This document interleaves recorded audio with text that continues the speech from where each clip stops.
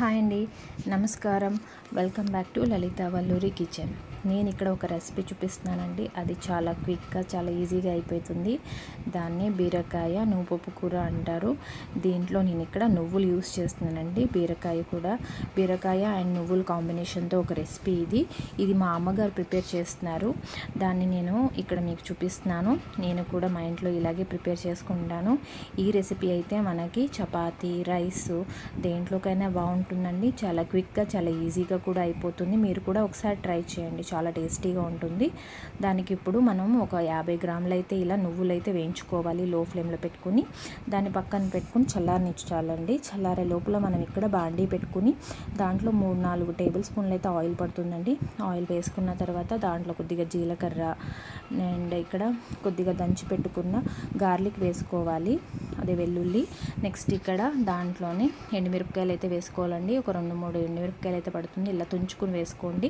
తర్వాత కరివేపాకు వేసుకోవాలి. అన్నీ బాగా కొంచెం వేపుకున్నాక దాంట్లోనే పచ్చిమిరపకాయలు కూడా వేసుకోవాలి. 3-4 పచ్చిమిరపకాయలు అయితే పడతాయి. కారం ఉంటే తక్కువ వేసుకోండి.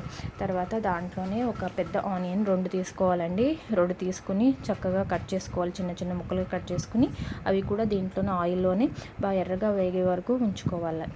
ఎర్రగా వేగిన తర్వాత నేను ఇక్కడ 500 గ్రామ్స్ అయితే తీసుకుంటున్నాను బీరకాయలు.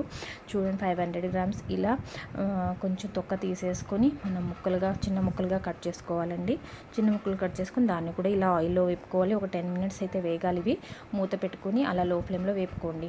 తర్వాత నెక్స్ట్ ఇక్కడ మనం ఇందాకే నువ్వుపప్పు వేయించుకున్నాం కదా, దాన్ని గ్రైండ్ చేసుకోవాలి. దాన్ని ఇలా మెత్తగా పొడి చేసుకోవాలండి. ఇలా మెత్తగా పొడి అయ్యాక పక్కన పెట్టుకోండి దీన్ని.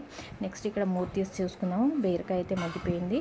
దీంట్లో కొద్దిగా పసుపు, కొద్దిగా సాల్ట్, తగినంత సాల్ట్ వేసుకుని తర్వాత కొంచెం మగ్గాక దాంట్లో మనం ఇందాక గ్రైండ్ చేసి పెట్టుకున్న నువ్వుపప్పు పొడి అయితే వేసేసుకోవాలి. అంతేనండి, ఇంతే.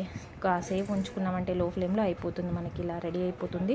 చూడండి ఎంత చక్కగా, ఎంత ఈజీగా, క్విక్గా అయిపోయిందో మనకి ఈ రెసిపీ అయితే. మనకి చాలా టేస్టీగా కూడా ఉంటుందండి. మనకి చపాతీలో, రైస్లో అండ్ త్వరగా అయిపోయే ఒక రెసిపీ అండి ఇది. మీరు కూడా ట్రై చేసుకోవచ్చు. ఒక 10 మినిట్స్లో అయితే రెడీ అయిపోతుందండి. చాలా టేస్టీగా ఉంది.